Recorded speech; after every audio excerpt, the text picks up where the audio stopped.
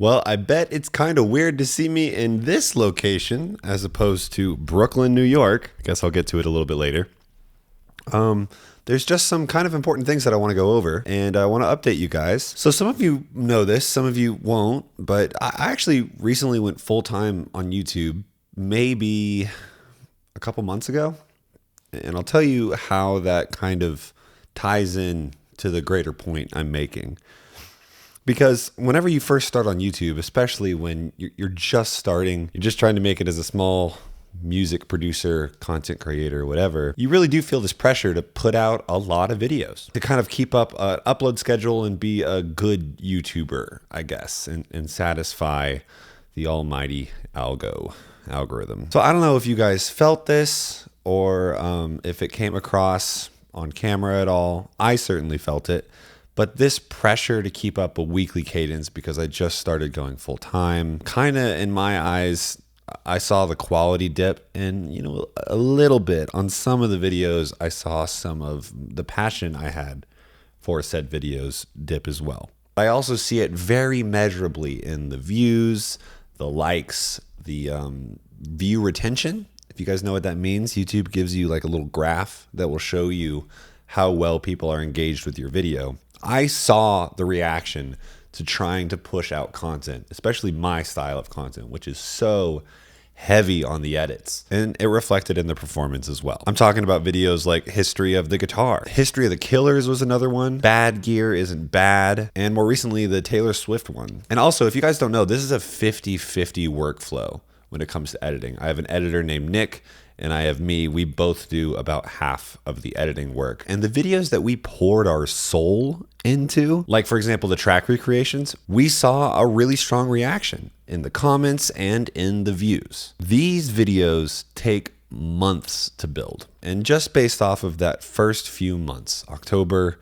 November, December, I've learned a really valuable lesson. I want to be a bad YouTuber and a good creator. I only want to release the videos that take months to build, that me and Nick pour hours and hours of passionate work into, that you guys will enjoy.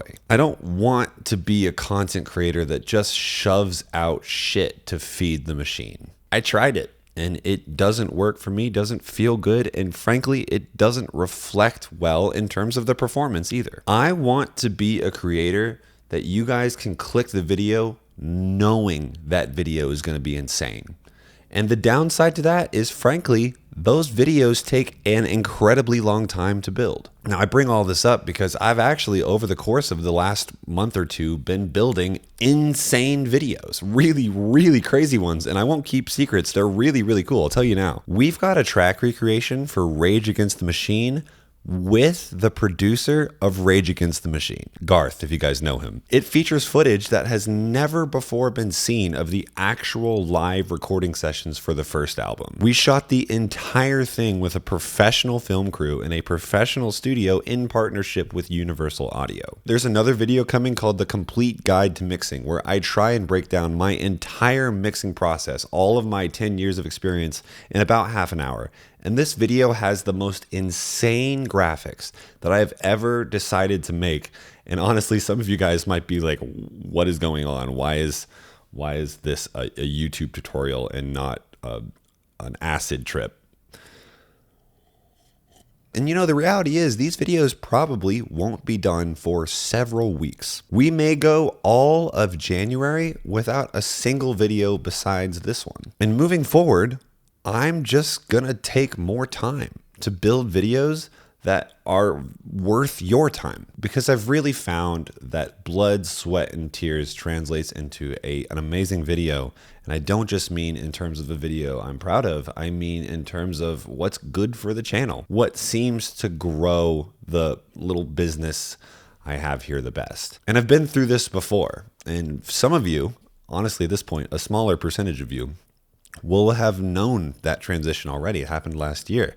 I used to be a microphone reviewer. I used to just review audio equipment, and that was the channel. And I was upset that that's all I was. And I made a big drastic change. I made the Bon Iver video, if you guys have seen it. And that's what really got the channel to where we are today.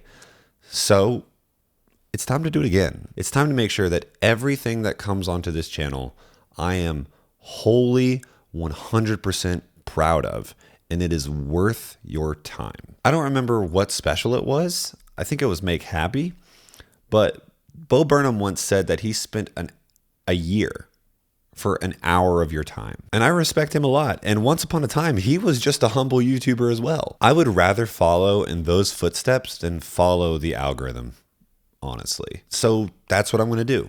And if videos take longer to come out, hopefully I can trust you guys that you'll see them and like them. And maybe the algorithm won't punish me for it. All right, so this cabin. Yeah, I'm here recording an EP for a client of mine, and it's insane. I'll put some footage so you guys can see what's going on, but this view is ridiculous. It's comically beautiful.